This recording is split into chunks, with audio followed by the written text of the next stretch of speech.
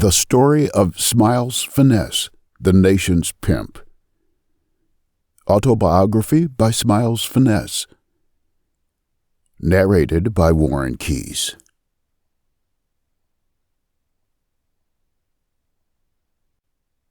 Preface. Dear I Hustle, Street Money Magazine. How are you? I hope all is well with you, considering the difficulties in the world we face today. It's been a while since we've last spoken, but I recall our last conversation being along the lines of telling my story. I've attached a copy of my motion to vacate. I am grateful to have your help in telling my story. It needs to be heard. Furthermore, I am delighted by your efforts as a colored journalist in reaching our people at a time when these stories are most critical. Also, I am currently working on a book named 50 Laws of Game, where each chapter is a law that is meant to induce insight into the reality of pimping and prostitution and the history of laws that make these things a criminal act, while developing a system that is meant to prevent our brothers and sisters from falling in these traps that are meant to destroy us. What saved me is having knowledge of the law and the legal system before being arrested. But there are so many of us whose knowledge of the legal system is lacking. What I seek to do is advocate for the many who are being convicted of these crimes. If you know any advocates whose focus is helping in these particular matters, then please do inform them of my eagerness to help. We must be mindful that the government is purposely railroading individuals as to these crimes with the help of attorneys and judges. If you know of anyone who needs help with filing a motion to vacate concerning these issues, then please inform them that I will be of help. In furtherance of your story, I see to it upon completion that you will forward it to the News and Observer and any other sources deemed credible or appropriate. Furthermore, if you need finance for your troubles, then please let me know. Exposing this to the public will assure my release and secure my chances at bail while I'm currently arguing in the court. Again, thank you. November 26, 2022.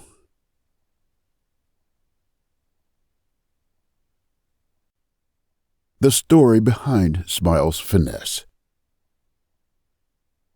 When I became a pimp, it was not my intent to be as the common pimp that is known throughout the Americas. I had a vision to revamp how the world sees a pimp. I found it relevant to be the piece that a whore sought to be a part of her life. Any time a whore would choose me, I would always tell myself, this whore has chose me because she finds me to be one of whom stimulates her mind while having the answer to her curiosity. And because of this, I found a pimp to be necessary when inquiring of a whore. At times, it can be very difficult to acknowledge the needs of a particular whore when it is obvious that a whore chooses a pimp for many different reasons. When a whore chooses me, I would ponder for days, months, as to the reason for that particular whore choosing me. And when I became aware of its reason, I would act accordingly. Many whores would choose me with an interest to change me, hoping that I would become their husband if they gave me a few $100s, which disappointed them when I would say it wasn't working out between us. Some would accept this and leave, but often come back, while others would exclaim that they could be what I wanted or needed without actually knowing or questioning what it is that I wanted or needed. What I wanted and needed was a female friend whose vision accompanied my own, and most would be what I wanted or needed while devising a plan to destroy me simply because they wanted more than a friendship or to be more than just my whore. I came in an era when it was not common to see a streetwalker or pimp working the blade on a street corner in North Carolina.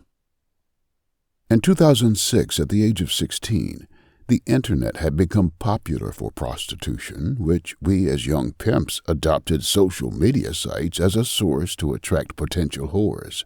Sites like Craigslist, Backpage and MySpace had become common necessities amongst us young pimps at this time. Before becoming a young fly pimp, I was known as the gangster and gentleman because of my player ways and not being hesitant when it was time to shoot. I've robbed businesses, shot people, and sold drugs, all of which I'm not proud of, but I did it to support those who were supporting me. I left home when I was 12 and went to live with friends. I want to thank the Bascoms, Websters, and Winers for being a family to me when it was much needed and for still being there for me today. My family was very dysfunctional and didn't exactly know how to care or love me the way they should. I was raised in a single-parent home with myself, my mother, and 2 sisters. Most of my time was spent with my 2 sisters because my mother worked late hours cleaning hospitals to support 3 kids. Not seeing much of my mother and not having a father around caused me to become the man of the house, which I became, and became overprotective of my 2 sisters, but it caused me to face difficulties with my social life.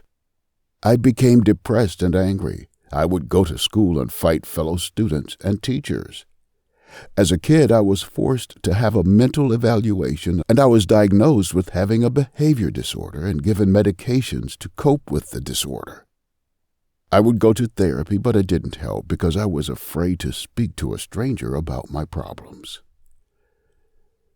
The little time I did have with my mother ran dry when I noticed she allowed my younger sister's father inside our home, and my title as man of the house was given to him. He was very jealous of me and expected my mother not to love me but love him instead. This caused me to be admitted into detention facilities and eventually leaving home. I had stopped talking to my family, and whenever I would come visit them, it was as if I didn't know them, making it difficult to even speak to them. I noticed the pain I was causing my mother by not being around, so I made a vow to myself to go back home. Around this time, my sister's father wasn't around, and my mother wasn't working. I can only assume that he left because she could no longer support him. At this time, I had already been exposed to pimping, but being a player was my game until that one day I told the only female I had ever been in love with that we couldn't be together anymore. It hurt me just as much as it hurt her to let her go. She even begged to do it with me, but I told her she was going back to college soon and deserved better. Love you, Brittany. And that's when I started pimping and never looked back.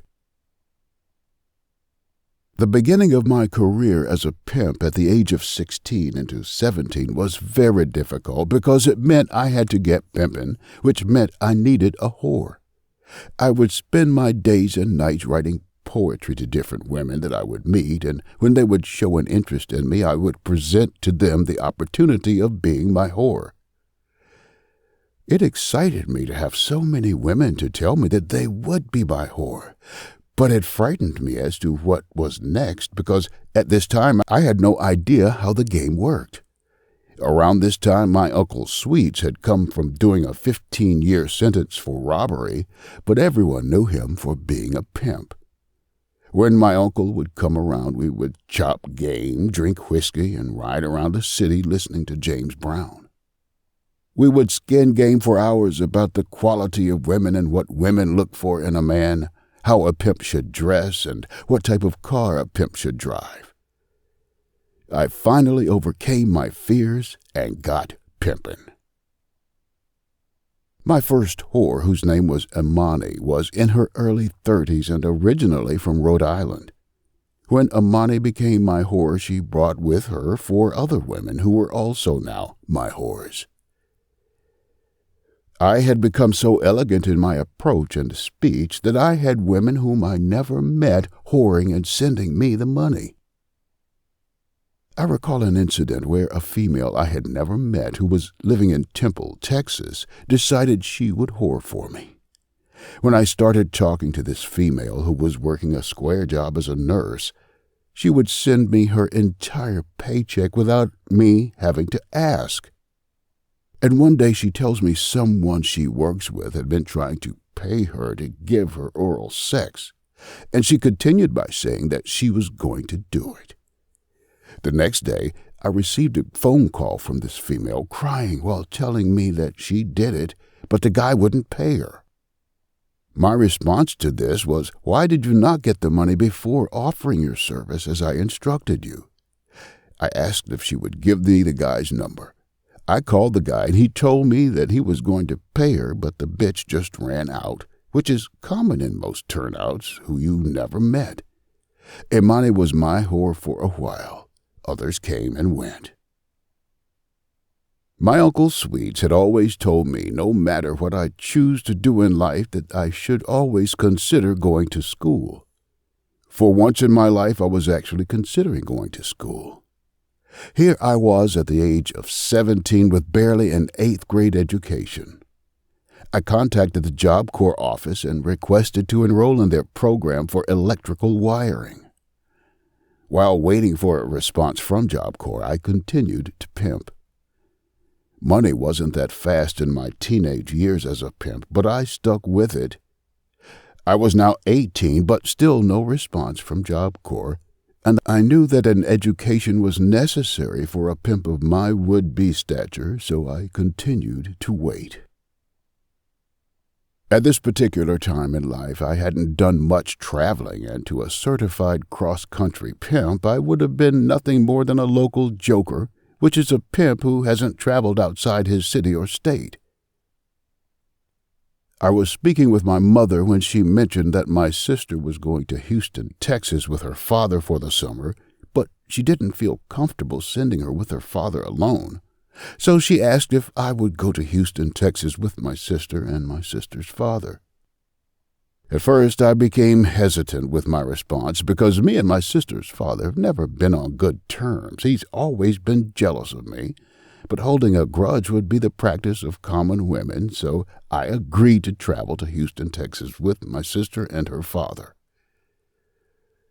While in Houston, I became startled as my eyes grew from the sight of palm trees. Being from North Carolina, I had never been so close in contact with palm trees. The scenery that Houston held made me feel as if this was definitely the place for a young pimp such as myself. My sister's father began to introduce me to the women he knew in the neighborhood. They were mostly strippers and prostitutes. And when he would introduce me, he would say, "This is my son from North Carolina, and he's a pimp." The women would then look me in the eye and further acknowledge that I was a pimp. We must be mindful that I was in the heart of Houston's southwest side, near Richmond Avenue on Pagewood Lane, so the whores were plentiful. I recall an incident in which there were 3 whores, Yummy, Coco, and Shay, who lived across from me with their trick. I had met Coco and Shay and was told that I needed to meet Yummy. I assumed Yummy to be the breadwinner and who controlled the household. The 3 of them had decided to relocate to Westheimer, which is a decent area in Houston. They asked my sister's father if we could help them move, and he told them we would. When we pulled up to help, I hear Yummy's voice. "So where's this boy everybody keeps talking about?" She came to my side of the door and froze when she looked at me, and then told my sister's father, "He is a pimp." Yummy immediately became aroused by me and took me in her bedroom where she attempted to loosen my pants, and that's when we heard a knock at the door. It was Shay screaming, "Get off that boy!"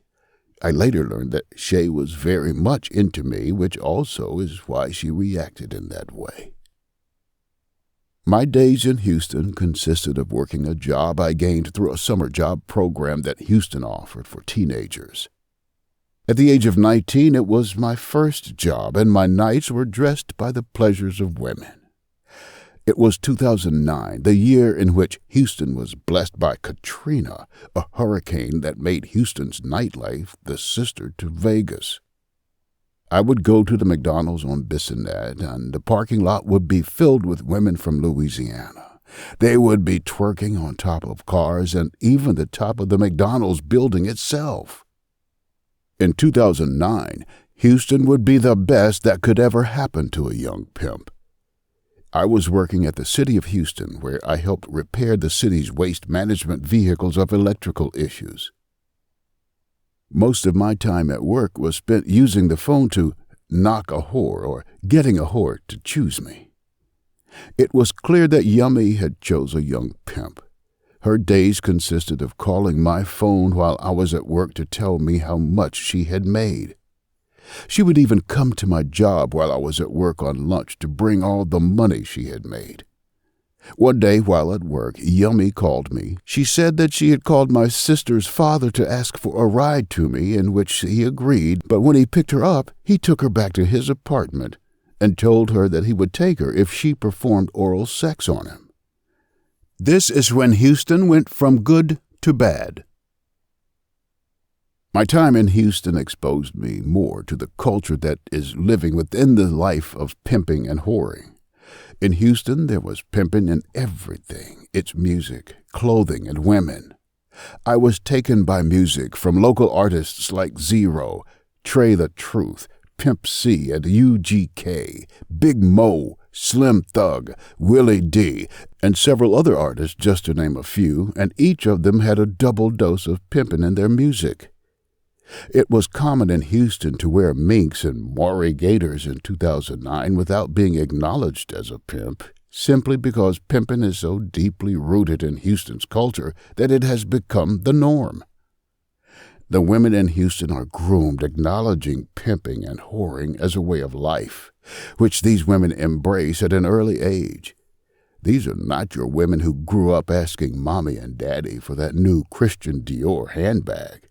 These are women whose mother and father encouraged them not to have sex for free, which is why women like Beyoncé and Megan Thee Stallion are leading the music industry, because they are bred to be winners. When I returned to Raleigh, North Carolina from Houston, Texas, it was clear that Houston's culture had left with me. I embraced Pimp C's music and absorbed his lyrics. That's when I noticed pimping wasn't just about breaking a bitch or pulling a whore's purse back. It was about being a man and standing on what you believe. It was clear that Pimp C was teaching the young black men in America how to become men by teaching them something that was not being taught by many other people in America. Soon after my return to Raleigh, I was told to pack because I had been accepted into the Job Corps. Job Corps was a great experience, which is where I earned a high school diploma, electrical wiring certificate, and a driver's license. At times, other students would ask me what I was doing before coming to Job Corps. I would tell them I was a pimp. Some doubted this, but others believed me.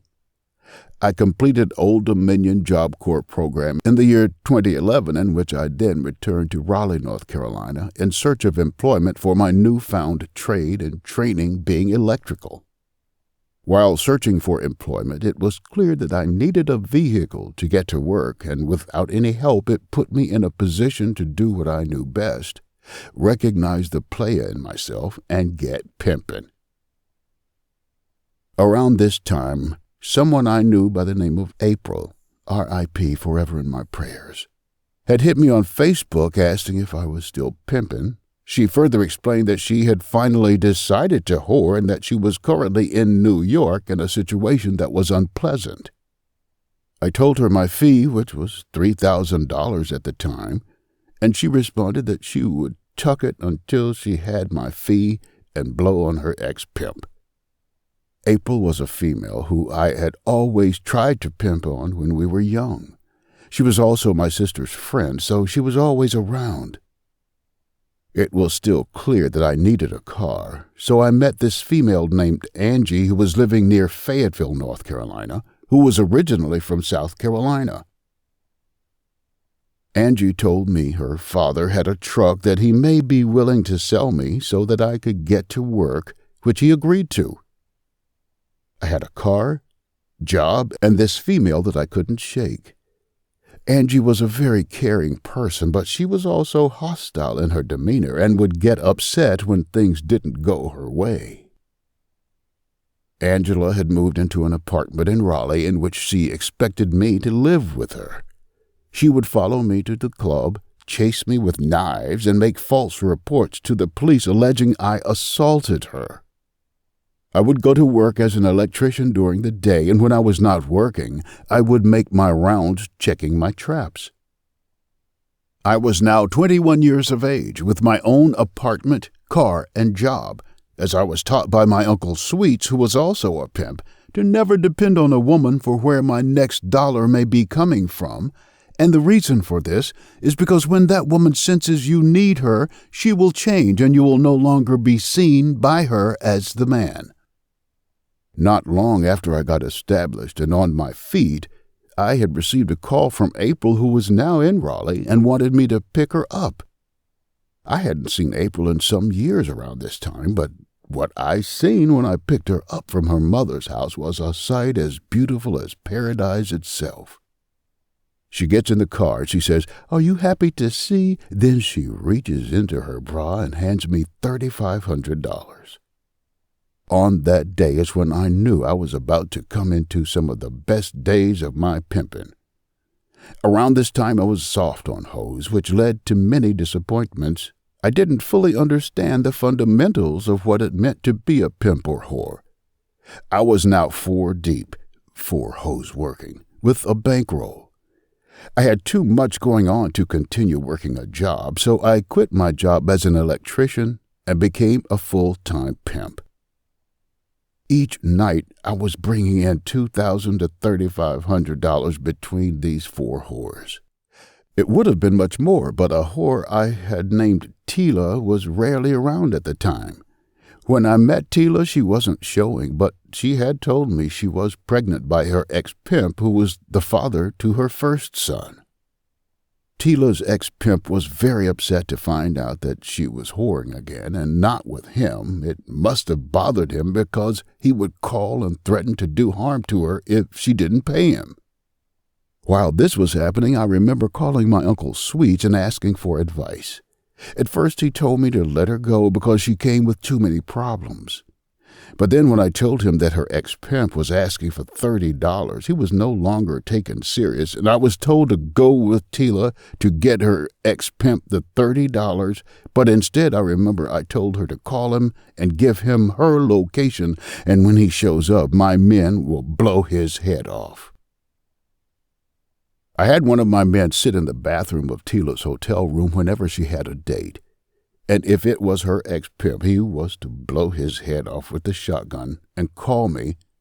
I was to show up and tell officers he was trying to rob me, but I sensed that Tila wasn't comfortable with that, so I gave her $30 to give to him.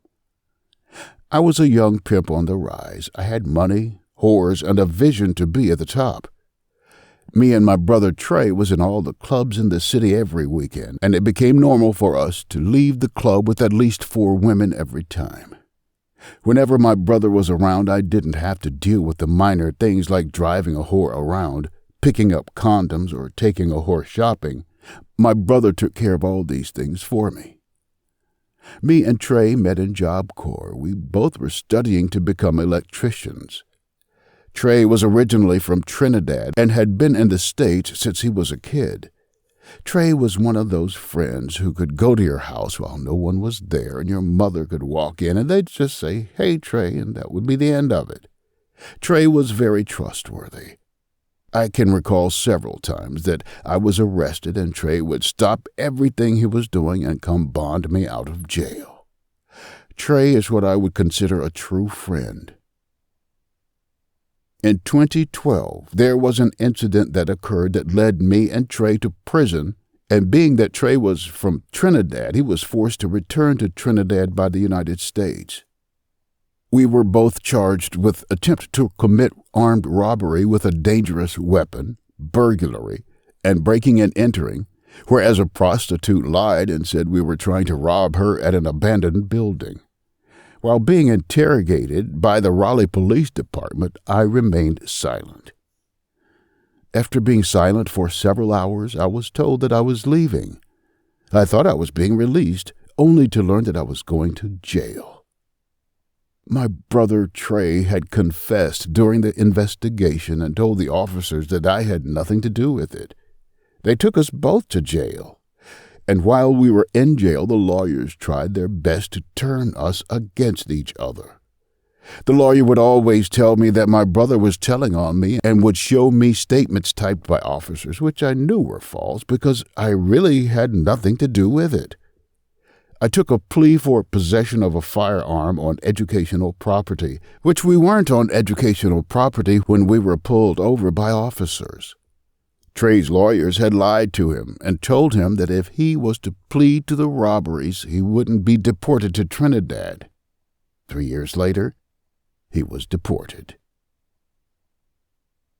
The situation taught me a lot about the American justice system, and that was that they couldn't be trusted. I was placed on probation for the gun, and I was out for maybe 30 days before I violated probation. My violation was caused by a female who couldn't handle my player ways and who would get upset when I didn't want to come over to her house, hold her, and watch movies with her. Angie was a very selfish female who would get upset when things didn't go her way, and like most women, she would call the police and tell them that she had been hit. Here I was, back in jail, which I pled guilty just to get it over with. I was made to go to prison for violating my probation. I did a little over 4 months in Sanford, North Carolina. When I was in prison, I can recall 2 people that wrote me, Felicia, who I now have a daughter with named Harmony, and a female named Tila, who I once thought to be more than just my whore, but a friend as well.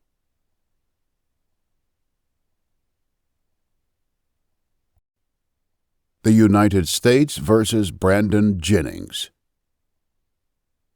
The one time they'd attempted to meet with Jennings at the jail on June 10, 2019, there was another arraignment commenced before the start of trial, where Jennings informed the court that he'd not once spoken with counsels Webb Sr. or Webb Jr.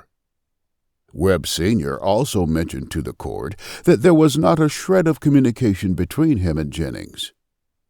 Despite the court being aware that there was a complete breakdown in the attorney-client communication, it continued to insist that counsel enter a plea of not guilty on the behalf of Jennings. Counsel on several occasions pled not guilty without first consulting with Jennings, which denied Jennings the opportunity to make an informed decision as to whether he should plead guilty or go to trial. Counsel's not guilty plea resulted in a conviction and sentenced Jennings to a term of life imprisonment. Webb Jr. mentioned to the court during sentencing that it was difficult to get through to Jennings because of his Moorish Muslim belief, again indicating that there was no communication between counsel and Jennings. Jennings mentions that his reason for not consulting with counsel is that he believed counsel's loyalty did not find interest in him. Where the one-time counsel did attempt to meet with him, he questioned counsel as to whether his loyalty was with him or the court. In response, Webb Jr. stated, "The court."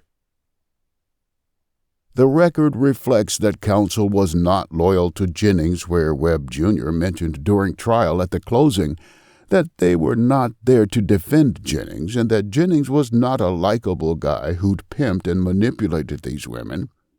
And he assured the jury that all this was true and that he'd mentioned that in his opening. Webb Jr. further mentioned to the jury that he did not remember how many women testified or how he'd cross-examined. Webb Jr. also suggested that the jury not get caught up in the emotions of the case, but used words like sad, sick, pathetic, and disgusting when describing the case to the jury, which caused the jury to become aroused emotionally. Jennings mentions that had he been afforded counsel and had the opportunity to discover evidence against him, there is a strong possibility that he would have pled guilty to avoid a life sentence. And had Jennings preferred to go to trial, he would have waived his right to a jury trial and requested a bench trial instead. The court's decision not to withdraw counsel and avail Jennings' substitute counsel denied Jennings counsel where there was a complete breakdown in attorney-client communication, and denied Jennings the right to make an informed decision and waive his right to a jury trial, which also resulted in the violation of the due process to a fair trial. Evidence provided during trial suggests that Jennings questioned J.C. several times as to her age. Each response, J.C. mentioned that she was 18 years of age. Jennings began to grow wary of J.C. and suggested that she provide a birth certificate and identification. When J.C. refused to provide the material, Jennings stated, "I don't fuck with underage bitches. Sorry, bye." J.C. responded, "I'm really 18. Jennings then stated, "Yeah, but you don't have ID to prove it either." There was more than enough evidence to suggest that T.C. knew that J.C. was not 18 years of age, where she testified that she knew that J.C. was not 18 years of age because she smoked cigarettes but couldn't purchase them herself. Despite T.C.'s knowledge that J.C. was not 18 years of age, she continued to insist that J.C. begin prostituting. J.C. continued to contact Jennings, and Jennings began questioning himself as to whether he was being harsh by asking her for identification and birth certificate when considering that this is common in the urban community for one not to be in possession of identification or birth certificate. So Jennings agreed to pick up J.C. from Henderson, North Carolina. There was no evidence to suggest that Jennings had a reasonable opportunity to observe J.C.'s demeanor, nor did Jennings show reckless disregard. Jennings, after picking up J.C. in Henderson, North Carolina, took her to Raleigh, North Carolina, where she immediately left with T.C. to Charlotte, North Carolina. J.C. was with Jennings for a short of 2 hours in the car ride from Henderson to Raleigh, which is not a reasonable time to observe someone's demeanor, especially when you're driving. T.C., on the other hand, admitted that she'd observed J.C.'s demeanor and determined that J.C. was not 18 years of age, but continued to insist that J.C. begin prostituting. That's reckless disregard. T.C. mentioned that she witnessed J.C. have sex with someone at the discretion of Jennings, but there was evidence which was withheld by the government that suggests that J.C. made out-of-court statements to detectives mentioning that she did not have sex with any men or clients, which further suggests that Jennings was actually innocent of prostituting J.C. T.C. testified that while in Charlotte, J.C. willingly left with a client, which is false. Jennings received a phone call from J.C. on the night she left T.C. in Charlotte, and J.C. stated, "I didn't want to leave, but she made me," referring to T.C. The client that J.C. left with was not a client, but a pimp, and he mentioned that he'd bartered cocaine with T.C. in exchange for J.C. T.C. also testified that the money she'd earned prostituting J.C. gave to Jennings, which is also false. Jennings received a phone call from T.C. while she was in Charlotte after J.C. had left, where she had been robbed at gunpoint for the money she'd earned prostituting J.C. while she was at the Ramada Inn on Woodlawn Boulevard in Charlotte, North Carolina.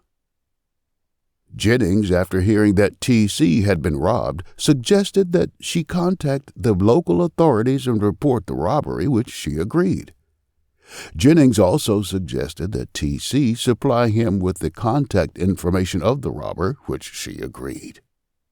Jennings contacted the robber, and in response, the robber mentioned that he'd been in the car with T.C. outside her hotel for approximately an hour discussing how to kill Jennings. The robber further mentioned that T.C. offered to pay him to kill Jennings. The robber then mentioned that after discussing the murder-for-hire plot, T.C. offered him to come inside her hotel room, and that's when he robbed her at gunpoint and fled the scene, leaving with the money T.C. earned prostituting J.C. Jennings, after hearing this, immediately contacted T.C. and questioned her as to the murder for hire. In response, she mentioned that she was sorry. Jennings began to grow wary at the notion that T.C. wanted him dead. After leaving Charlotte, T.C. returned to Jennings' mother's house, where she informed Jennings that she was pregnant with his child. Jennings, still wary from the murder-for-hire plot, suggested that she schedule an appointment with Planned Parenthood to obtain an abortion, which they agreed. T.C. went to her appointment with Planned Parenthood, but returned suggesting to Jennings that staff recommended that she give herself 3 days to ensure that she was making the right decision. Jennings, still wary, suggested that T.C. return to Planned Parenthood within 3 days for the abortion. Again, they agreed. Before reaching the 3rd day, T.C. attempted to flee to escape the plans of abortion, which led to an altercation between T.C. and Jennings. T.C. called 911. Dispatch officers arrived and arrested Jennings on a warrant that was unrelated to the incident between him and T.C. After Jennings was released from jail, he returned to his mother's house to recover some items before traveling to his home in Atlanta, Georgia.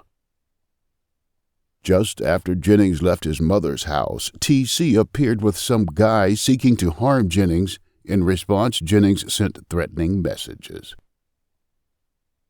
Actual innocence as to sex trafficking by force, fraud, or coercion.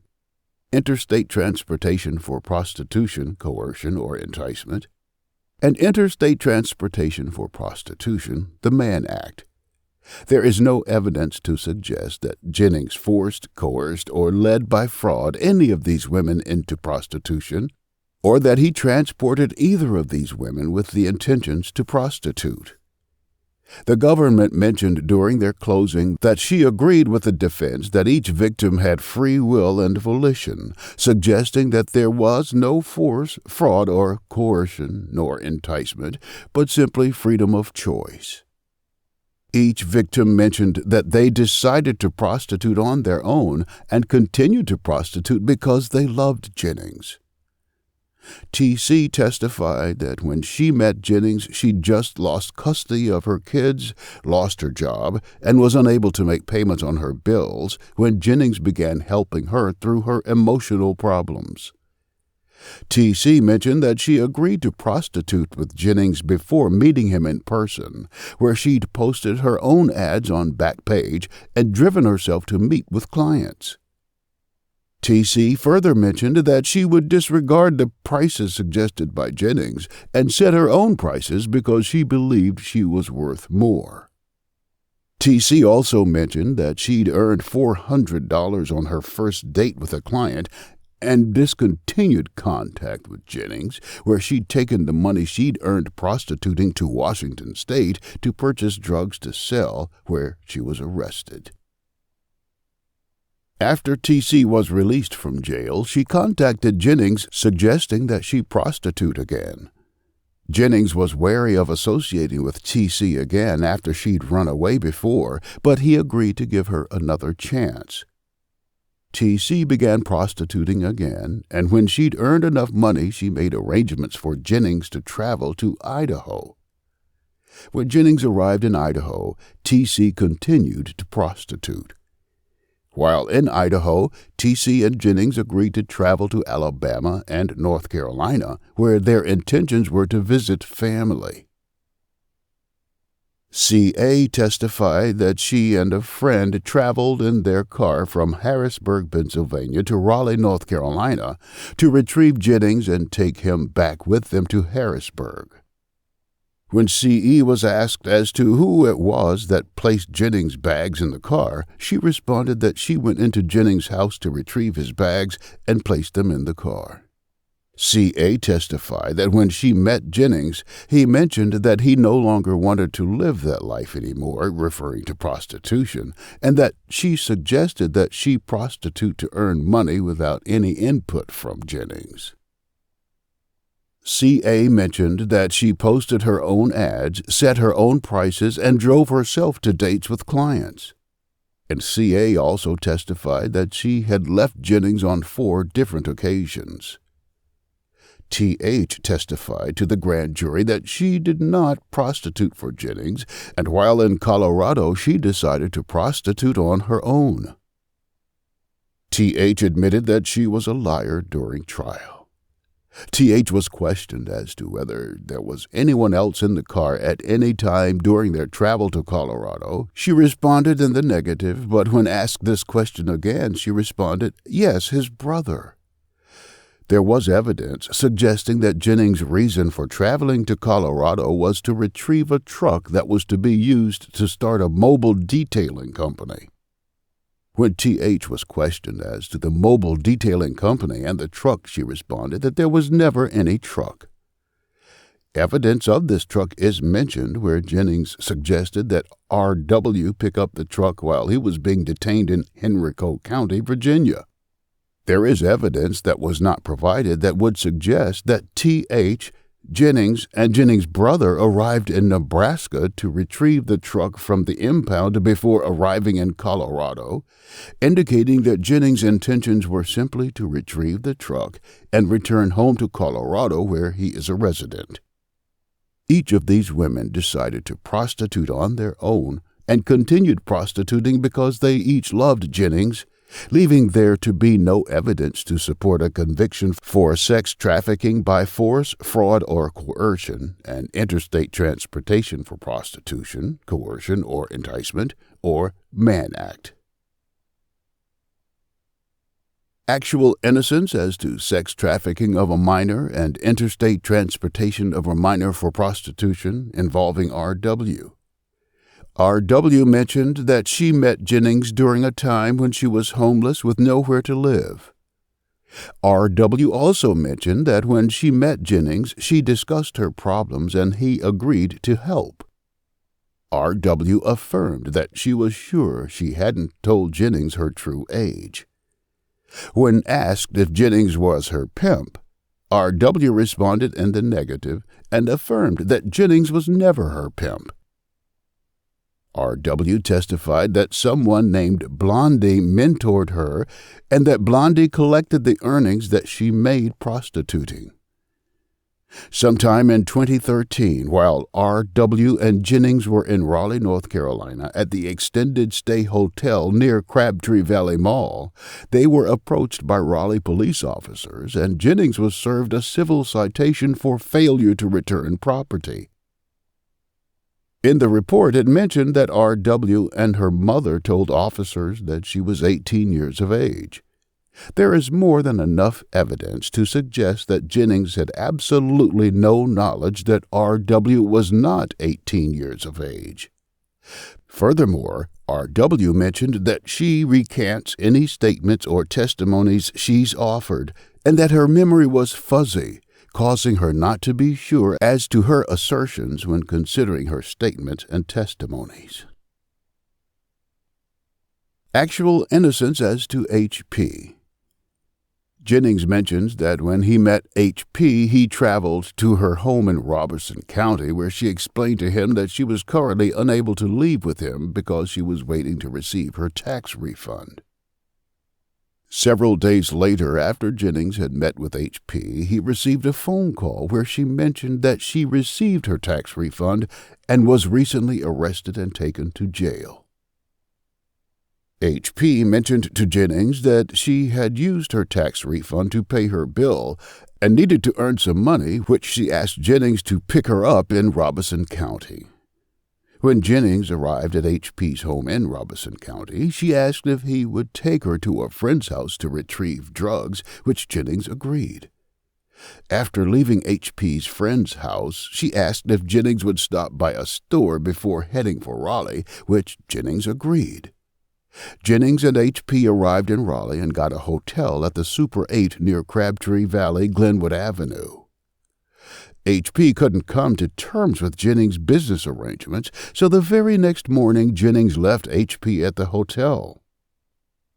H.P. called Jennings upset about him leaving her at the hotel. This was the last time Jennings saw H.P. During trial, H.P. testified that Jennings picked her up from her home in Robeson County and they traveled to Jacksonville, North Carolina, where they purchased a hotel and earned $300 prostituting, which she mentions that she gave to Jennings. H.P. further mentions that Jennings, while in Raleigh, pulled a gun out on her and kicked her out of the car on the highway. When H.P. was asked on direct examination as to the car Jennings drove, she responded Jennings drove a Cadillac. Cadillacs have a GPS tracking system by the name of OnStar, of which Jennings was a registered member. Jennings mentions that OnStar records will reveal that Jennings did not travel to Jacksonville, North Carolina with H.P., and nor did he pull over on the highway and put her out. This further provides relevancy as to why there was no Backpage ad posted in Jacksonville, North Carolina, as to H.P. that would indicate that Jennings traveled to Jacksonville with H.P. Actual innocence as to Count 5's child erotica. During the government's closing argument as to Count 5's child erotica, it was mentioned to the jury that the judge would not instruct them as to the law requiring them to prove that Jennings had knowledge that J.C. was not 18 years of age. The government's argument was improper and inconsistent with the court's jury instruction as to the law regarding Count 5, which indicated a scienter requirement, where the court mentioned that Jennings had to knowingly employ, use, persuade, induce, entice, or coerce a minor to engage in sexually explicit conduct, which indicates that Jennings would have had to have known that J.C. had not attained the age of 18, and the evidence provided during trial was not sufficient in proving the scienter requirement beyond a reasonable doubt, where J.C. mentioned to Jennings that she was 18 years of age numerous times. Inadequate counsel. Counsel's failure to raise double jeopardy before the commencement of trial as to the foregoing counts was ineffective and subjected Jennings to a harsh and excessive sentence where he was sentenced twice for the same offense. The government superseded Jennings' indictment twice in their efforts to purposely delay Jennings' speedy trial and to gain a conviction based on the number of counts in the indictment. The government mentioned to the grand jury during the closing that Jennings was indicted on 13 counts and that it was a lot of counts, indicating that it sought the jury to convict Jennings based on the number of counts in the indictment. The government also informed the court during an arraignment that it intended to bring Count 11 on the day of trial, which was in violation of the Double Jeopardy Clause. The government added counts in violation of the Double Jeopardy Clause as a means to gain a tactical advantage, therefore denying Jennings the right to a speedy trial and the right to a fair trial. Furthermore, during direct examination, Dr. Sharon Cooper was questioned as to what sex trafficking is. In response, Dr. Cooper mentioned that sex trafficking is a form of exploitation. It entails the recruitment of women, girls, or boys, the harboring or holding these individuals, generally speaking, the obtaining of the individuals for the purpose of commercial sex acts, the provision of these individuals to other people who would pay money for those sexual acts, and the transporting of the individuals for commercial sex acts. Dr. Sharon Cooper's expert testimony reveals that the following counts are also in violation of the Double Jeopardy Clause. Double jeopardy as to CA. Count 1, sex trafficking by force, fraud, or coercion. Count 7, interstate transportation for prostitution by coercion or enticement. Count 10, interstate transportation for prostitution by Mann Act. Double jeopardy as to TC. Count 2, sex trafficking by force, fraud, or coercion. Count 9, interstate transportation for prostitution by coercion and enticement. Count 12, Interstate Transportation for Prostitution by Man Act. Double jeopardy as to R.W. Count 4, Sex trafficking of a minor. Count 6, Interstate transportation of a minor for prostitution. Double jeopardy as to T.H. Count 8, Interstate transportation for prostitution by coercion and enticement. Count 11, Interstate transportation for prostitution by Man Act. Counsel's failure to challenge double jeopardy as to the foregoing counts before the commencement of trial was ineffective and subjected Jennings to multiple sentences for a single offense. Sentenced to the Mann Act and coercion or enticement. Counsel's failure to request jury instructions as to the lesser included offense was not strategic, where Jennings faced multiple punishments for a single offense. Counsel was ineffective and subjected Jennings to an excessive punishment. Ground 5. Violation of court's sequester order, abuse of discretion, Fifth Amendment violation, ineffective assistance of counsel, Sixth Amendment violation, and prosecutorial misconduct, Fifth Amendment violation. Supporting facts. C.A. was in the middle of her testimony when the court ordered recess. At the return of recess, it was questioned as to many of the victims C.A. knew. In response, C.A. mentioned 3. It was then asked as to whether she knew any of the other victims she'd had lunch with. C.A. responded, "Oh, I just met them today." The court asked C.A. if she'd discussed the case with any of the other witnesses during the recess. C.A. answered in the negative. The court's failure to hold witnesses in contempt and question each witness that violated the court's sequester order as to whether they discussed the case was an abuse of discretion. Simply questioning C.A. does not satisfy the burden where there were other witnesses involved in the violation. Counsel's failure to object to each witness' testimony and declare a mistrial on these grounds was ineffective and denied Jennings a fair trial. The government's failure to show precaution when preventing the violation of the sequester order was prosecutorial misconduct, where the government knowingly allowed the witnesses to violate the sequester order, which denied Jennings the right to due process and a fair trial. This issue was not raised on direct appeal as a result of ineffective assistance or appellate counsel, and neither was this issue raised in any post-conviction motions, petitions, or applications. Ground 6. Failure to remove biased spectators, abuse of discretion, Fifth Amendment violation, and ineffective assistance of counsel, Sixth Amendment violation. Supporting facts. During trial, while T.C. was offering her testimony, it was acknowledged that several spectators were coaching her through her testimony. These spectators would make hand gestures to T.C., and as they would gesture with their hands, T.C. would begin to cry. This was mentioned to counsel by Jennings. Counsel looked over at the spectators and disregarded the notions. Counsel's failure to request the removal of the spectators was ineffective and denied Jennings a fair trial. These actions of the spectators were also acknowledged by the court, where the court would look and simply look down, disregarding the spectators' actions. The court abused its discretion, where it failed to remove the biased spectators from the court, denying Jennings a fair trial. This issue was not raised on direct appeal as a result of ineffective assistance of appellate counsel, and neither was this issue raised in any post-conviction motions, petitions, or applications. Ground 7. Failed to file a motion for new trial, ineffective assistance of counsel, Sixth Amendment violation. Supporting facts. On the second day of trial is when Jennings consulted with counsel for the first time. Counsel mentioned to Jennings that because he did not participate in the case, he would be given a new trial.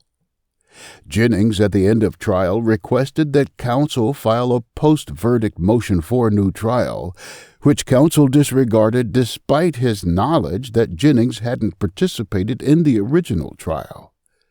Counsel's failure to file the post-verdict motion for a new trial was ineffective, where its failure denied Jennings the opportunity to notify the court that he was not availed the Sixth Amendment right to compulsory process and that he was not satisfied with his counsel. This issue was not raised on direct appeal as a result of ineffective assistance of appellate counsel, and neither was this issue raised in any post-conviction motions, petitions, or applications. Ground 8. Inadmissible evidence. Abuse of discretion, Fifth and Sixth Amendment violation, ineffective assistance of counsel, Sixth Amendment violation, and prosecutorial misconduct, Fifth and Sixth Amendment violation. Supporting facts. During the trial, there were several Facebook excerpts presented to the court by the government that were unidentified and unauthenticated on the behalf of J.C., a witness who was not present for the trial. In these excerpts were 2 photos depicting the vaginal and breast area, which is said by the government to be J.C. It is impossible to authenticate or identify who's behind the Facebook excerpts or whose vaginal and breast areas are depicted in the photos without the testimony of J.C. to determine who was using this Facebook account at that particular time and if the photos actually belong to J.C. The government mentioned during trial that J.C. would not be testifying, but mentioned no effort they had made to secure J.C.'s presence at trial, nor did it provide the reason why J.C. was not testifying. The government presented corroborating testimony offered by T.C. The testimony offered by T.C. did not corroborate with evidence provided on behalf of J.C. T.C. testified that she'd witnessed J.C. have sex with clients in the discretion of Jennings. T.C. mentioned that she witnessed J.C. crying as if she were in pain after having sex with some guy. T.C. further mentioned that she walked inside the room where she found J.C. crying. T.C.'s testimony was irrelevant and provided a prejudice where the government sought to gain a conviction based on sympathy and horror which aroused the jury emotionally. It was later discovered that J.C. made out-of-court statements to the detectives suggesting that she did not have sex with any men or clients. The government withheld this statement and knowingly allowed T.C. to give a false testimony.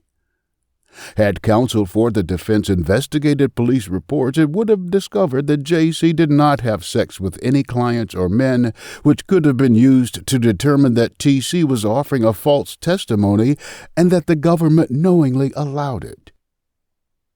Counsel's decision not to investigate police reports and challenge the admittance of the evidence was ineffective and denied Jennings a fair trial. The court abused its discretion where it admitted these excerpts, i.e. Facebook messages, breast and vaginal photo, T.C.'s testimony, into evidence which is clearly inadmissible. And had the court not issued an order preventing discovery, Jennings would have had the opportunity to discover the statements made by J.C., which denied Jennings the right to present a defense. The court's abuse denied Jennings a fair trial. Jennings was also denied the right to confront his accuser, namely J.C. This issue was not raised on direct appeal as a result of ineffective assistance of appellate counsel, and neither was the issue raised in any post-conviction motions, petitions, or applications. Ground 9. Failure to investigate medical records.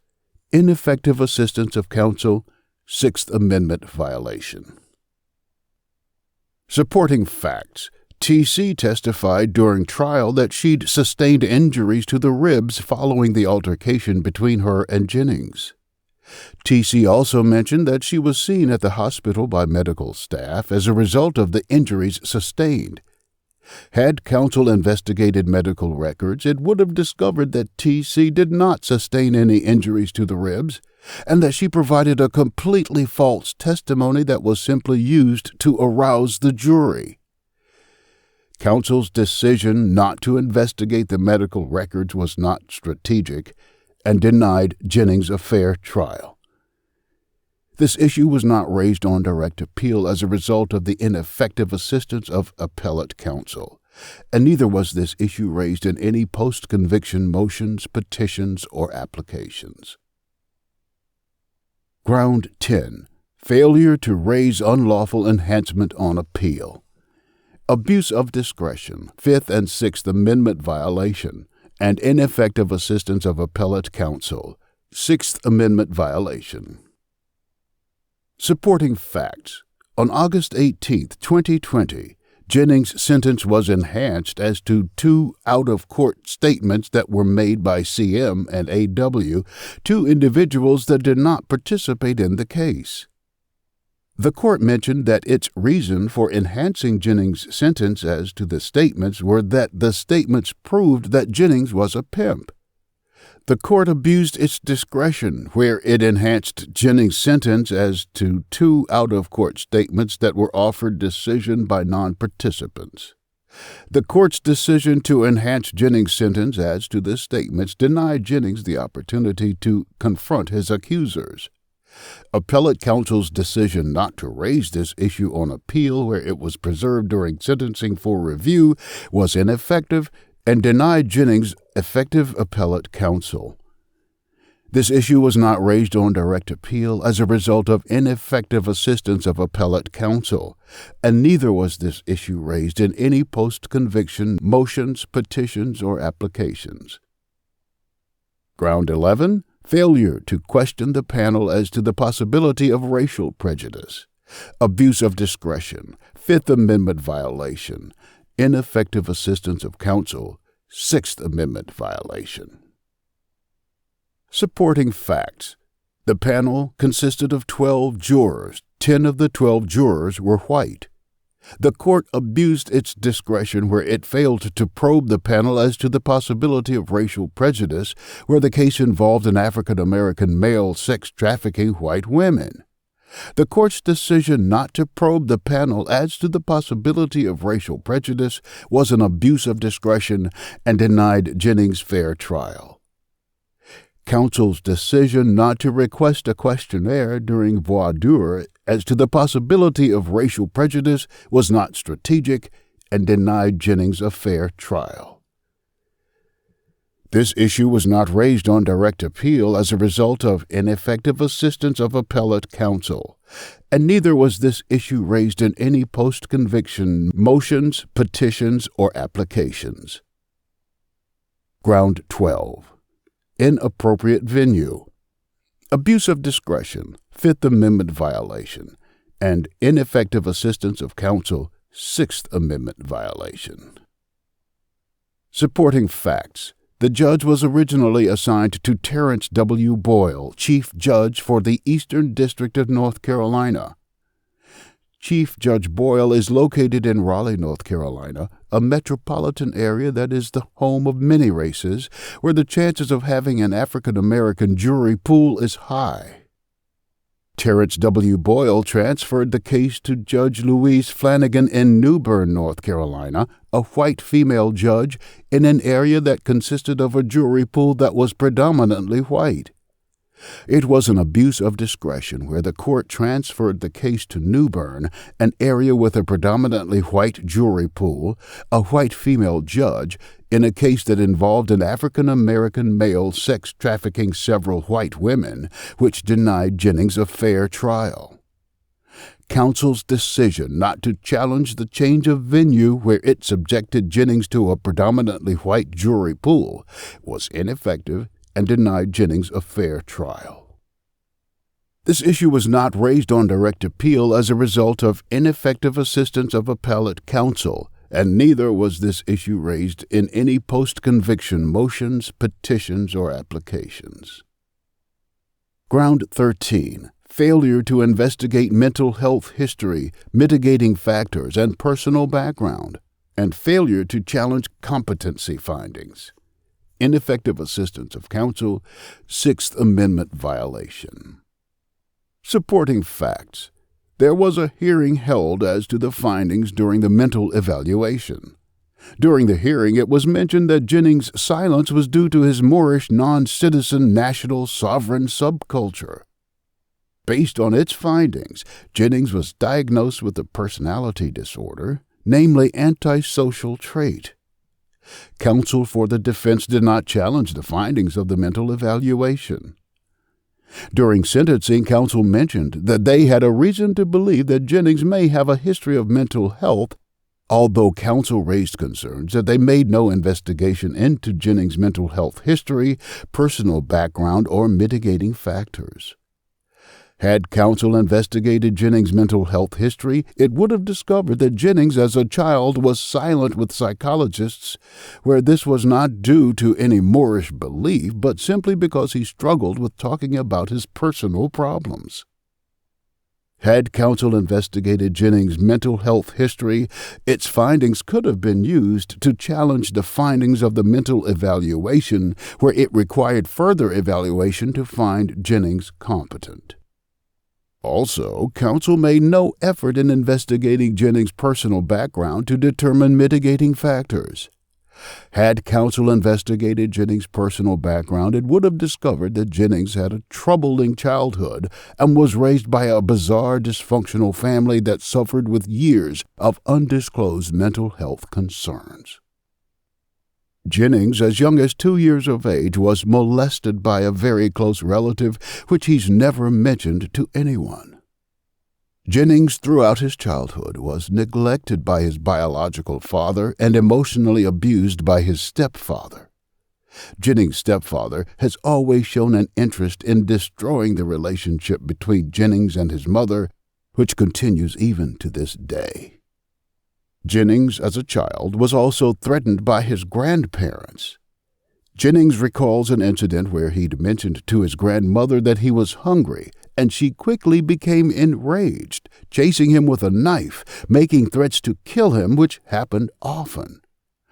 Jennings would go to school often with bruises that were sustained by the physical abuse received by his mother.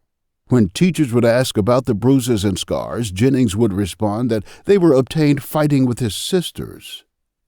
Jennings mentions one incident where his mother nearly ripped his tongue completely out of his mouth, in which he was forced to eat soup for several months. Jennings also mentions an incident where his older sister attempted to place him in a running dryer, causing him to fight to save his life. Jennings, when in kindergarten, was physically abused by his teacher. Jennings' entire school career as a child consisted of fighting with staff and students. Considering all the abuse, Jennings left home at a very young age, where he lived with friends. Jennings did not return home until he was 19 years of age. Jennings, as young as 5, was subjected to several medications which he was forced to consume to participate in public education, where he was also forced to undergo therapy by a psychologist weekly. Jennings, as a child, has also had numerous tests run pertaining to his mental health, where he spent time at UNC Chapel Hill. This information was critical in determining Jennings' sentence. Counsel's failure to investigate Jennings' mental health history and personal background was not strategic and subjected Jennings to a miscalculated sentence. And this information could have been used to recommend that Jennings required further evaluation to determine his competency, and that he was currently unable to assist counsel in his defense. This issue was not raised on direct appeal as a result of ineffective assistance of appellate counsel, and neither was this issue raised in any post-convictions motions, petitions, or applications. Ground 14. Ineffective assistance of appellate counsel. Sixth Amendment violation. Supporting facts. Throughout the appeal, Jennings made several attempts to contact Mitchell G. Stiers, his appellate counsel, and was disregarded with each attempt. Jennings sent by mail several errors in the case, which he sought Mr. Stiers to raise on his appeal, and Mr. Stiers completely disregarded Jennings' request. Jennings, after not being contacted by Mr. Stiers, requested twice that he be afforded substitute counsel where he was not receiving effective assistance of appellate counsel, and each request was denied. Mr. Stiers made absolutely no effort in raising issues that were obvious from the casual reading of the transcripts. Mr. Stiers' decision to raise issues that were less likely to prevail when considering dead bang winners was ineffective. Furthermore, during the appeal, counsel filed an opening brief on behalf of Jennings. In response, counsel for the appeal filed a brief that was not completely supported by transcripts. Despite the brief being unsupported by transcripts, appellant counsel failed to file a reply brief. Appellant counsel was ineffective when he failed to file a reply brief, then allowing counsel to prevail on facts unsupported by transcript, which denied Jennings the opportunity to appeal his conviction adequately. This issue was not raised on direct appeal because it occurred post-appeal as a result of ineffective assistance of appellate counsel, and neither was this issue raised in any post-conviction motions, petitions, or applications. Ground 15. Unlawful enhancements as to prior state convictions. Abuse of discretion, Fifth Amendment violation, and ineffective assistance of counsel, Sixth Amendment violation. Supporting facts. During sentencing, Jennings' sentence was enhanced as to several prior state convictions that were unconstitutional, where Jennings was not afforded effective assistance of counsel or was denied counsel altogether. The court abused its discretion where it enhanced Jennings' sentence as to prior state convictions that were unconstitutional. Counsel was ineffective where he failed to challenge the unlawful enhancements.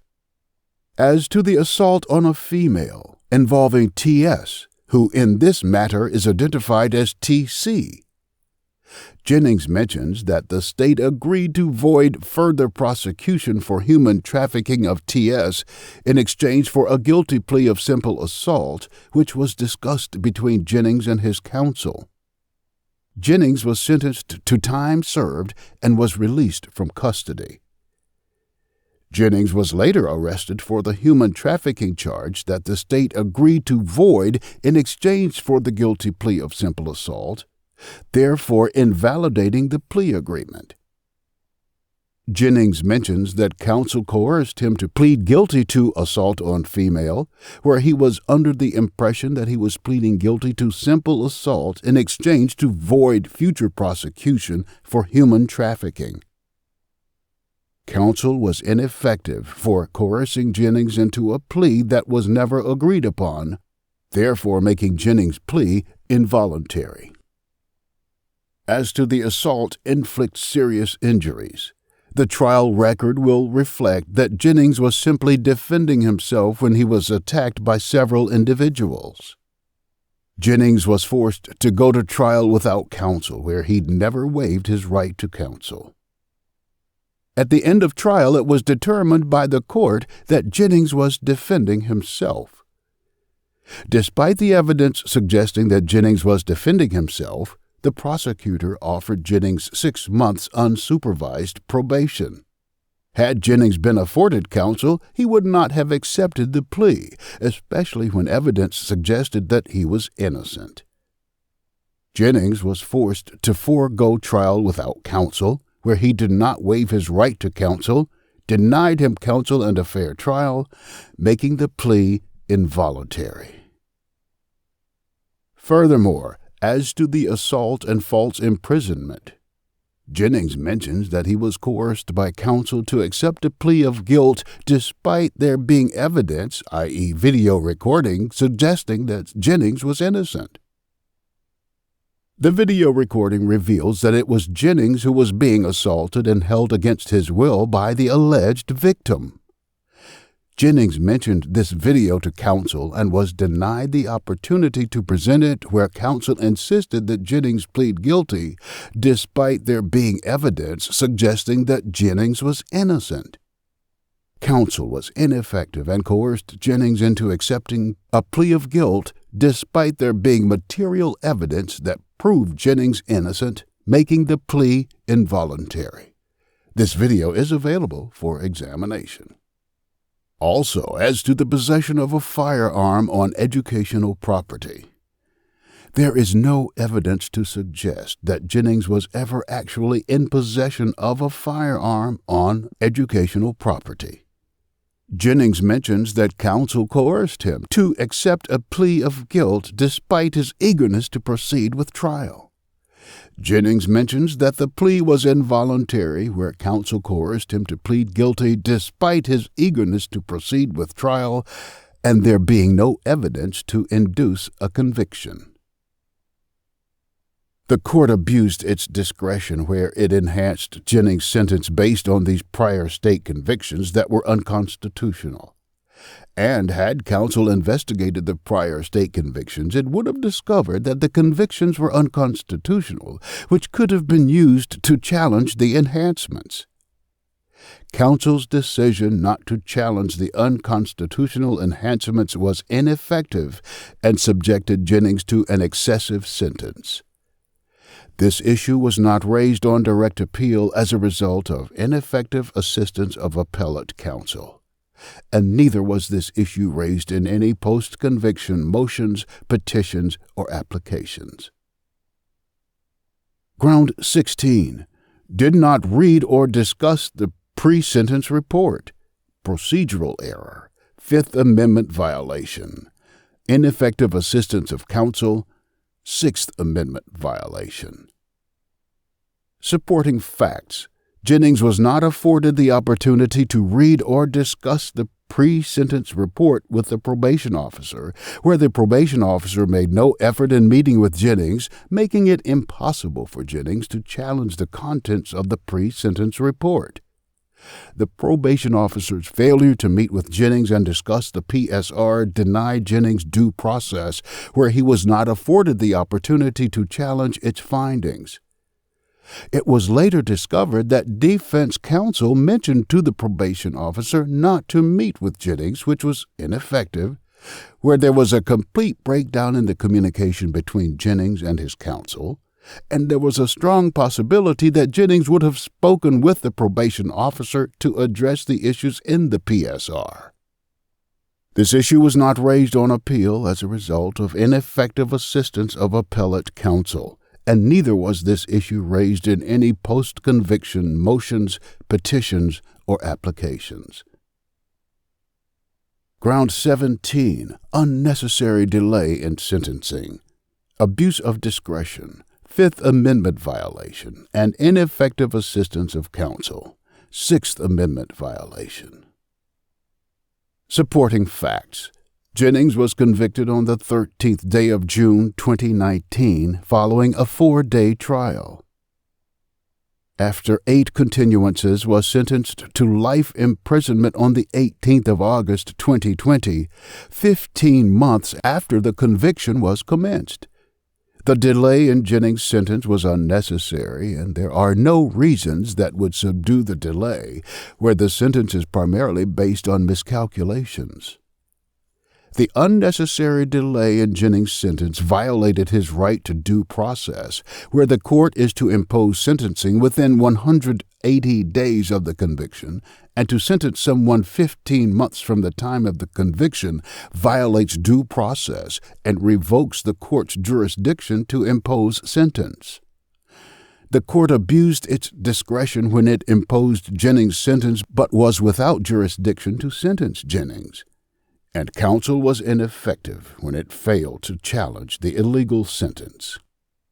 This issue was not raised on direct appeal as a result of ineffective assistance of appellate counsel, and Jennings did raise this issue in a post-conviction application in pursuant to 28 U.S.C.S. 2241. The matter was dismissed when the court was without jurisdiction. It was said in the ruling that Jennings would have the opportunity to challenge the validity of his sentence in his motion to vacate. Ground 18. False arrest, Fourth Amendment, police misconduct, Fifth Amendment violation, and ineffective assistance of counsel, Sixth Amendment violation. Supporting facts. On or about August 3, 2017, Jennings was released from Wake County Jail for time served following a guilty plea of simple assault in exchange to void future prosecution for human trafficking involving victim T.C., a.k.a. T.S. On May 4, 2018, nearly 1 year later, Jennings was arrested for the human trafficking offense that the state agreed to void in exchange for the guilty plea on the assault. The federal government indicted Jennings for human trafficking on August 8, 2018, following the second arrest that was illegal. While at Wake County Jail, Jennings received a video visit from a potential witness, namely C. Abson. C. Abson mentioned that it was as if Detective Pira was obsessed with Jennings and that Pira mentioned to her, "He thinks that Muslim shit is going to save him. They will all disown him once they find out what he's done," referring to Jennings' religious belief and association. Detective Robert Pira had absolutely no authority to arrest Jennings for human trafficking on May 4, 2018, where it was illegal and barred due to Jennings' guilty plea to assault in exchange to void this particular human trafficking case a year prior. Detective Pira selected to arrest Jennings simply because Jennings is Muslim. Counsel's failure to challenge the illegal arrest and police misconduct was ineffective and denied Jennings a fair trial. This issue was not raised on direct appeal as a result of ineffective assistance of appellate counsel, and Jennings did raise this issue in a civil rights complaint pursuant to 42 U.S.C. 1983. It was dismissed due to Heck v. Humphrey, where the ruling mentioned that Jennings would have the opportunity to raise this issue on appeal. Ground 19. Vindictive prosecution, prosecutorial misconduct, Fifth Amendment violation, and ineffective assistance of counsel, Sixth Amendment violation. Supporting facts.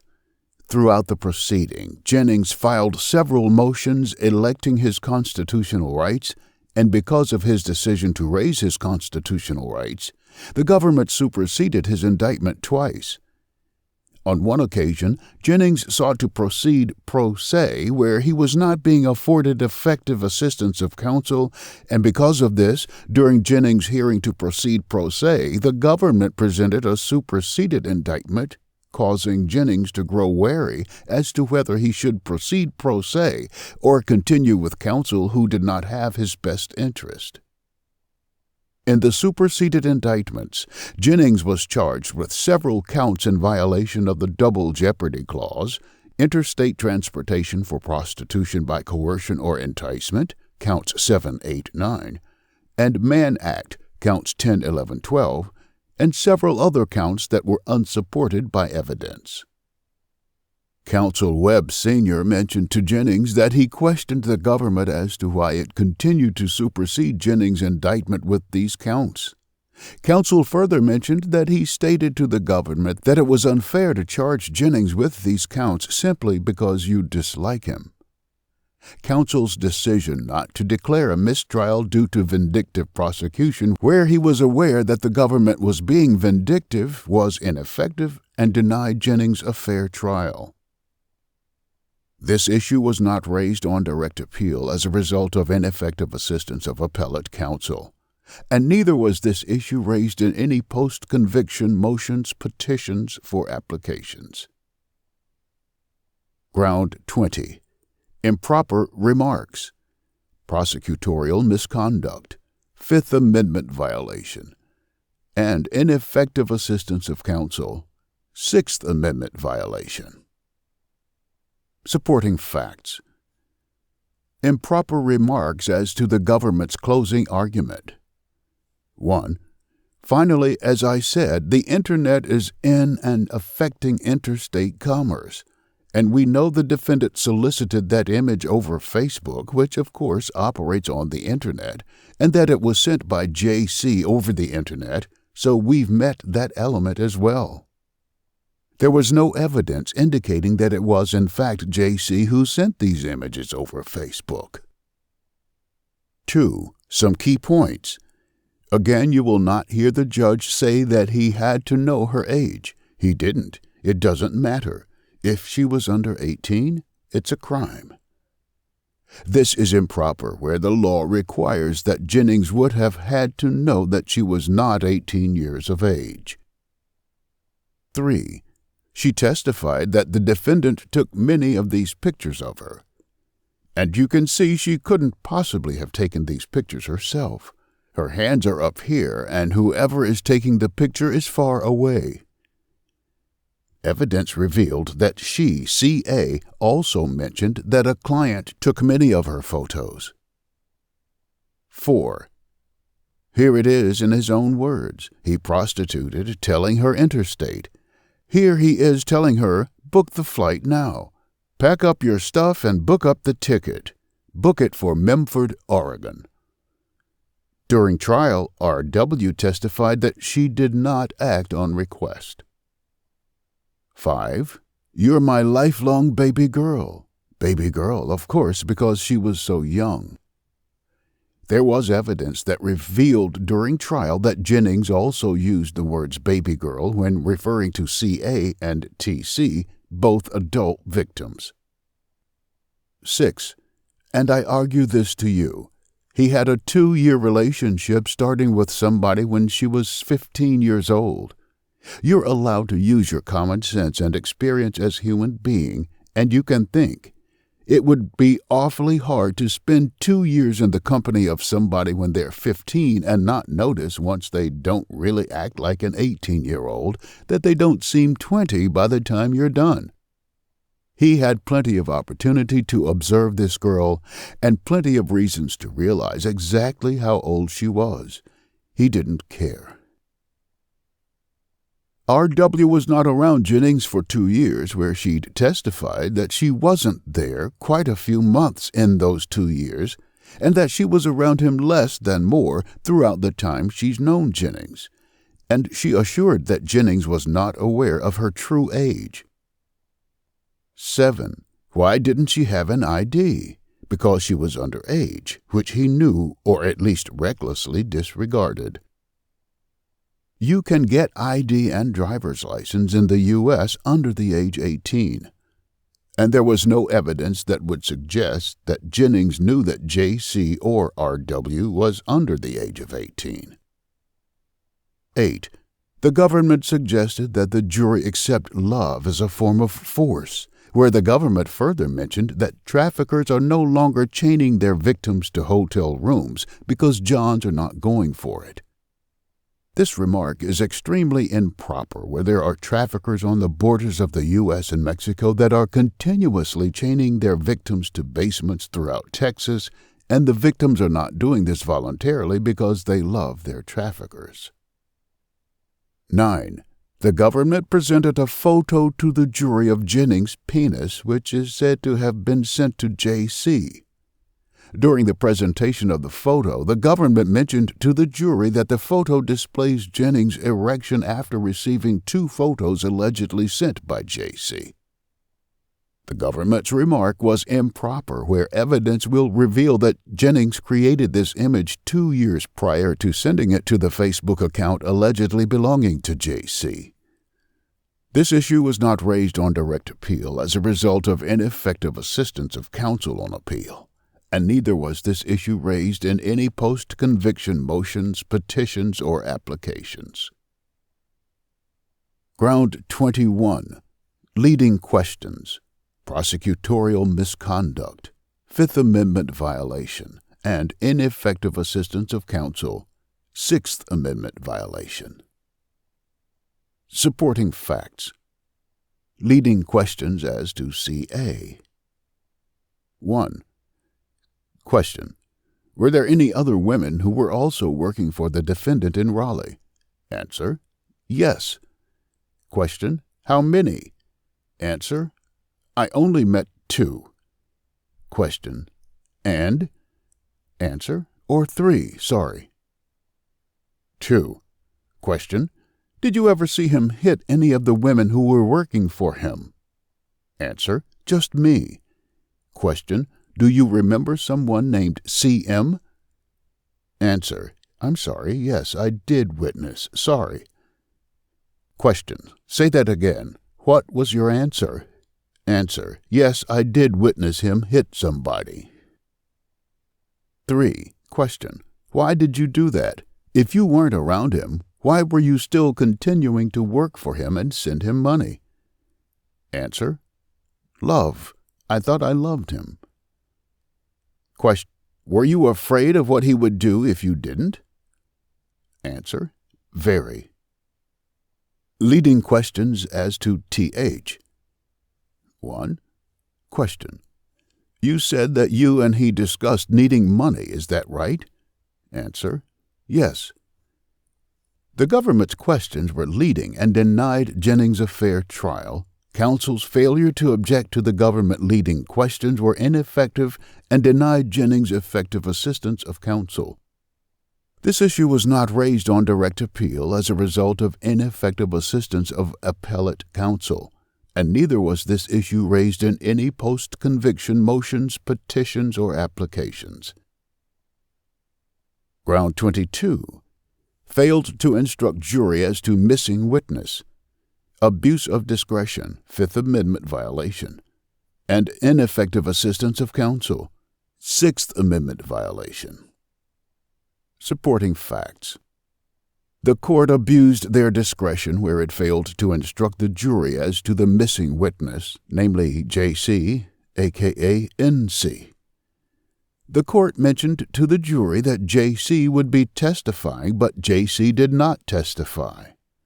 The court's decision not to instruct the jury as to the missing witness and further inform the jury that J.C. would testify was an abuse of discretion and denied Jennings due process to a fair trial.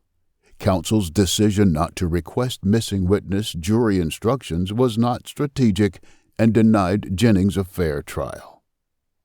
This issue was not raised on direct appeal as a result of ineffective assistance of appellate counsel, and neither was this issue raised in any post-conviction motions, petitions, or applications. Ground 23. Helped prove government's theory. Ineffective assistance of counsel, Sixth Amendment violation. Supporting facts. The government's sole theory was to prove that Jennings was a belligerent pimp. During Counsel Webb Jr.'s opening, he mentioned that Jennings was a violent, narcissistic pimp, therefore satisfying the government's theory and suggesting that Jennings was guilty. Counsel's decision to refer to Jennings as a violent, narcissistic pimp during the opening was not strategic and denied Jennings any chances at a fair trial. This issue was not raised on direct appeal as a result of ineffective assistance of appellate counsel, and neither was this issue raised in post-conviction motions, petitions, or applications. Ground 24. Inadmissible evidence. Abuse of discretion, Fifth Amendment violation. Prosecutorial misconduct, Fifth Amendment violation. And ineffective assistance of appellate counsel, Sixth Amendment violation. Supporting facts.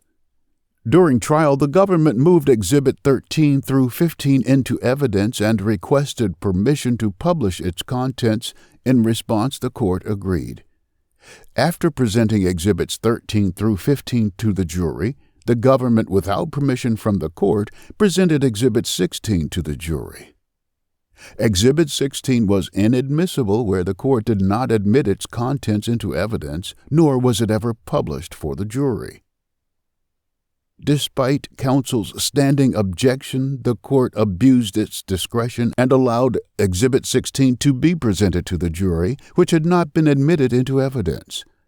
appellate counsel was ineffective where it failed to raise this issue on appeal. This issue was not raised on direct appeal as a result of ineffective assistance of appellate counsel, and neither was this issue raised in any post-conviction motions, petitions, or applications. Ground 25.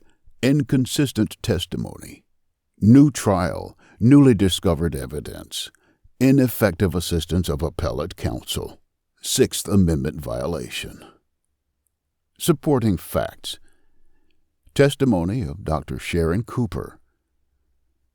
During trial on direct examination, the government questioned Dr. Sharon Cooper as to whether she's testified for the defense in a sex trafficking case. In response, she mentioned that she had. On cross-examined, she was asked this same question by counsel, and she responded that she'd never testified for the defense in sex trafficking cases. Furthermore, the government on direct examination asked Dr. Sharon Cooper how many years had she studied victims of sex trafficking. She responded, since 1980, so that would be close to 40 years. On cross-examination, Dr. Sharon Cooper agreed with counsel that she hadn't studied sex trafficking victims until 1996.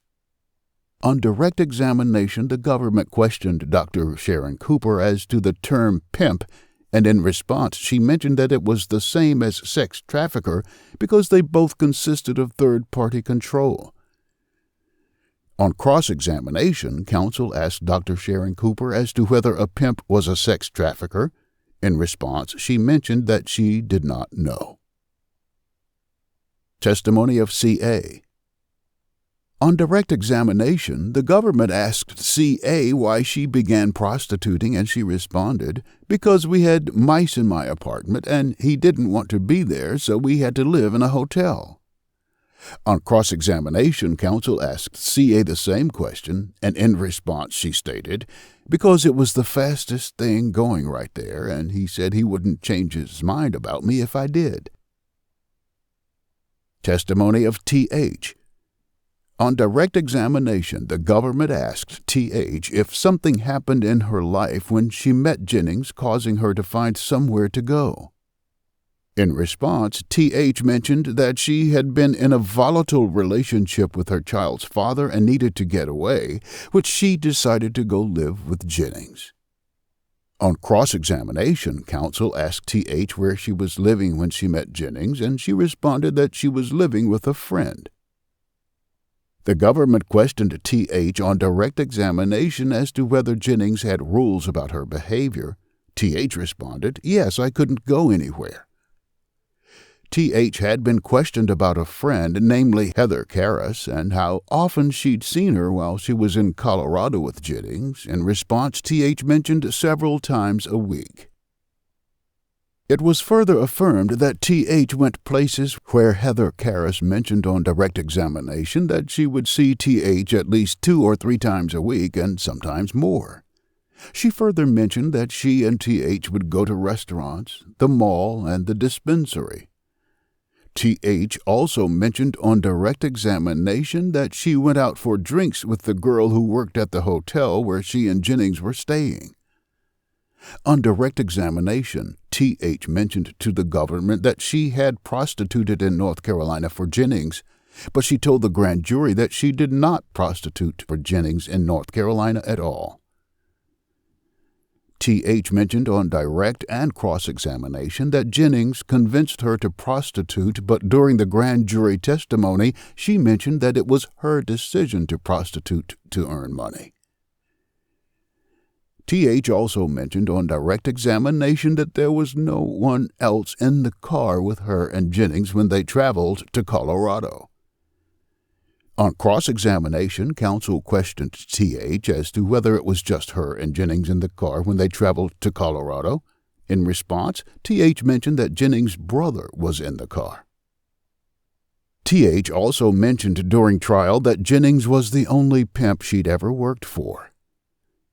Newly discovered evidence reveals that her child's father, namely Prince Hargrove, who she was in a volatile relationship with, was also her pimp, who'd been questioned during her arrest for prostitution in 2010 while in Clayton, North Carolina. Mr. Hargrove had also been arrested for white slavery in the state of Tennessee while he and T.H. were together. Testimony of H.P. On direct examination, the government questioned H.P. as to whether she was using drugs during the time she was prostituting on her own or while she was with Jennings.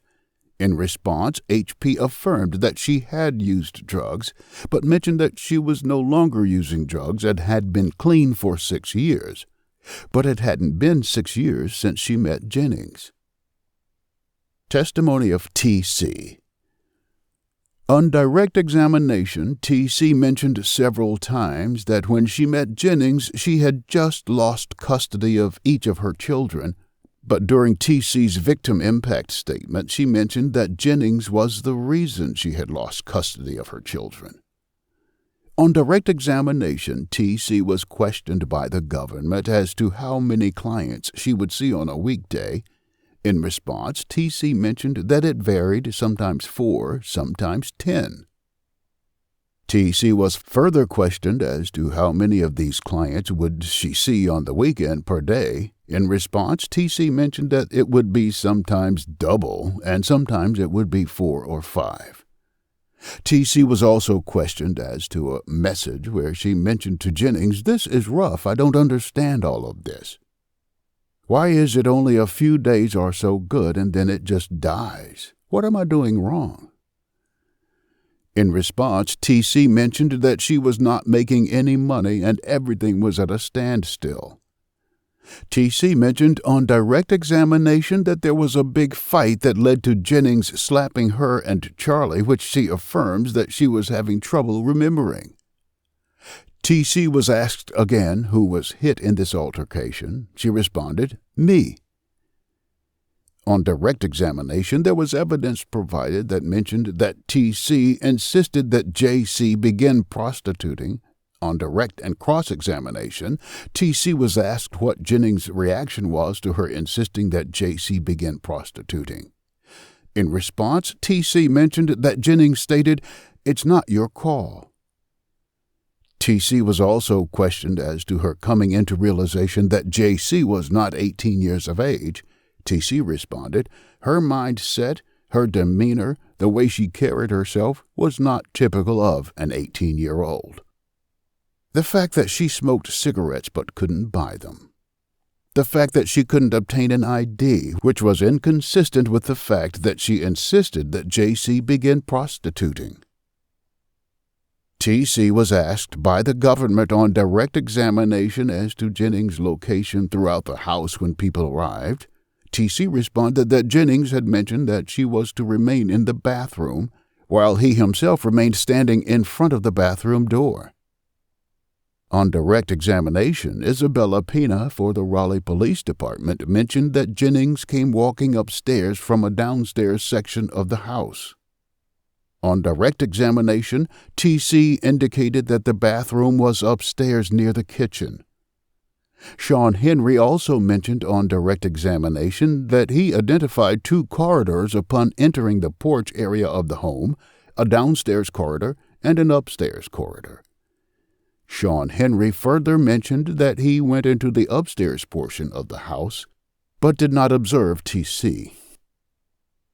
This issue was not raised on direct appeal as a result of ineffective assistance of appellate counsel, and neither was this issue raised in any post-conviction motions, petitions, or applications. Ground 26, Newly Discovered Evidence. Insufficient indictment, Fifth Amendment violation, and ineffective assistance of counsel, Sixth Amendment violation. Supporting facts. The grand jury returned an indictment against Jennings that was not supported by evidence and was contrary to the evidence in their possession. J.C. mentioned to detectives that she did not have sex with any clients or men. Despite this evidence, the grand jury returned an indictment against Jennings for prostituting J.C. Also was new evidence discovered during trial where C.A. testified that she was intoxicated on drugs and alcohol during her grand jury testimony. This information taints the sufficiency of CA's grand jury testimony and questions her ability to be truthful and the reliability of her testimony. Furthermore, there was absolutely no evidence to support the elements of force, fraud, coercion, or enticement, where each victim mentioned to the grand jury that they decided to prostitute on their own or agreed to. TH testified to the grand jury that she did not prostitute for Jennings and that she decided to prostitute on her own. Despite knowledge of this, the grand jury returned an indictment against Jennings as to prostituting TH. Also, new evidence was discovered during trial where R.W. mentioned that she recants any statements or testimonies that she's offered, affecting the reliability of any statements and testimony she's offered.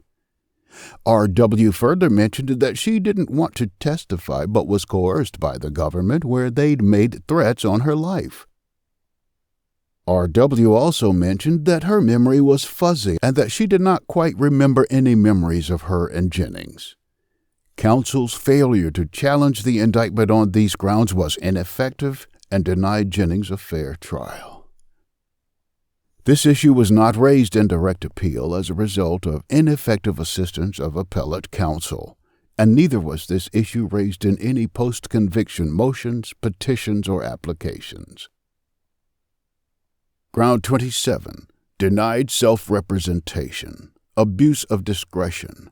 Sixth Amendment violation. Supporting facts. As a result of the court denying the motion to withdraw counsel, Jennings sought to represent himself where he was not being afforded the effective assistance of counsel. Jennings mentions that it would have been less harmful to proceed pro se rather than to proceed forcefully with counsel who assisted in the conviction and sentence of life imprisonment. The court abused its discretion where it denied Jennings his right to proceed pro se. It would have likely been more effective to proceed pro se than with no counsel at all. The court's abuse denied Jennings a fair trial. This issue was not raised on direct appeal as a result of ineffective assistance of this appellate counsel, and neither was this issue raised in any post-conviction motions, petitions, or applications. Ground 28. Inadmissible evidence. Ineffective assistance of counsel. Sixth Amendment violation. And abuse of discretion. Fifth Amendment violation. Supporting facts. The government presented as evidence a Facebook excerpt depicting a conversation between Jennings and R.W., where Jennings mentions that R.W. was a little burnt-out white bitch or something along those lines.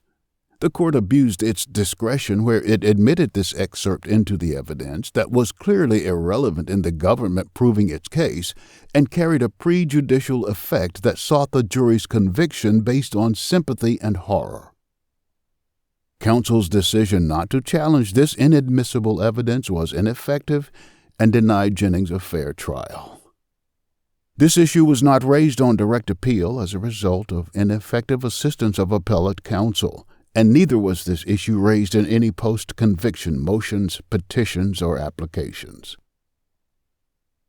Ground 29. Failed to apply First Step Act. Abuse of discretion. Fifth Amendment violation. And ineffective assistance of counsel. Sixth Amendment violation. Supporting facts. On August 18, 2020, Jennings was sentenced to life imprisonment following the conviction of sex trafficking and sex trafficking-related offenses, all of which qualify for the First Step Act.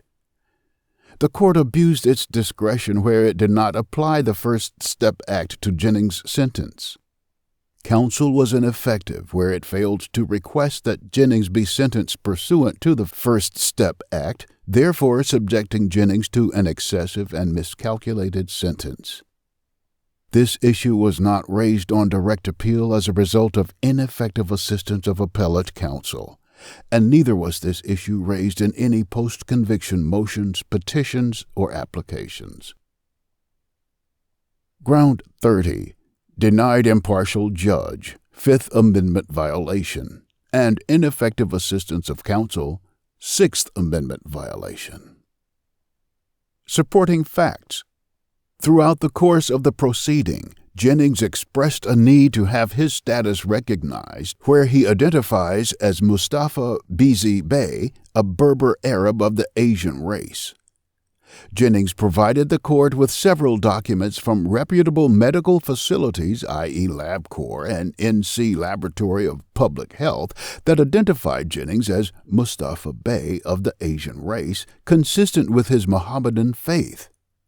Jennings' effort to be identified in conformity with his religious identity created conflict between him and the court. On October 26, 2018, during a hearing, the court criticized Jennings of his national origin and religious belief, where it further mentioned that Jennings had been victimized by it. The statement by the court expresses its disagreement with Jennings being an Mohammedan, and because of this it denied Jennings an impartial judge. Despite defense counsel being aware of the conflict between Jennings and the court, it made absolutely no effort in requesting the removal of the judge, where it was likely that Jennings would not receive a fair trial simply because of his religious faith. Counsel was ineffective where it failed to recuse the judge for prejudice and biased remarks. This issue was not raised on direct appeal as a result of ineffective assistance of appellate counsel. And Jennings did raise this issue in a judicial misconduct complaint pursuant to 28 U.S.C. 351, and it was denied.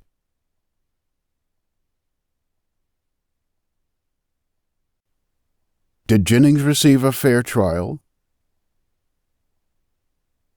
Did Jennings have inadequate representation? Did the judge and jury make decisions based on misconceptions? Was Jennings' punishment excessive?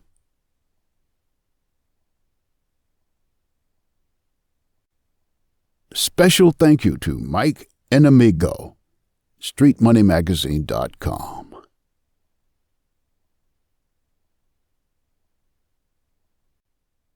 This has been the story of Smilez Finesse, the nation's pimp.